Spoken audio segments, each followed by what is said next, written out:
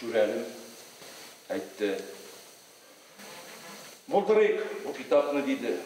Түбән Кама Татар дәүләт драма театры режиссеры, яңа китапның авторы Рөстәм Галиев әйткәнчә, Шүрәле татарларның рухи образы буларак гомере буе аны әйдәп барган, милливлекне югалтмаска, халык мәнфәгате белән яшәргә өйрәткән. Монда минем шашкан чакларым, монда минем җылаган чакларым. Бу китапны гомерем буе яздым ди Рөстәм Галиев. Малай чагында көтү, яшүсмерлек маҗаралары, иҗатка алып килгән юл, актерлык эшчәнлеге, театр директоры, баш режиссеры дәрәҗәсенә җитү. Анда барысы да кергән. Шаксыз адам баласы була алмый. Шуңа күрә мин аны шаклар дип атадым. Һәм бу китапта минем бөтен шакларымда кергән дип әйтә алмыйм. Ләкин бик күп шакларым бар.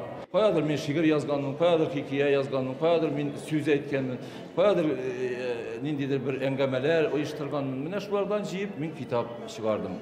Балам, телең ничек синең әйтәле?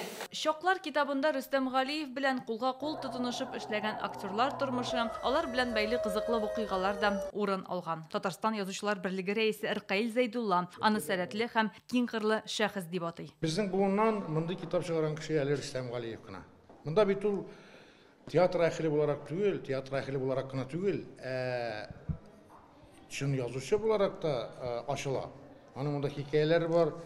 Non-fiction дип әйтик диге менә булган хәлләргә нигезләнгән әдәби әсәрләр. Моңа кадәр үз китабын Камал театрының баш режиссеры Фәрит Бикшәнтәев тә язган була. Ул да иҗатташ дустына уңышлар теләде. Син үзеңчә уйлыйсың, син ниндидер белән аерым шәхес синең китабыңда менә тыңлап утырам, монда чыгып укыйлар артистларың, гаҗәеп.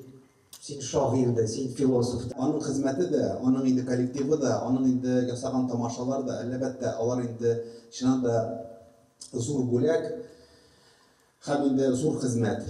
Ул бик киң йөрәкле, үзенчәлекле һәм үз юлы белән бара торган кеше.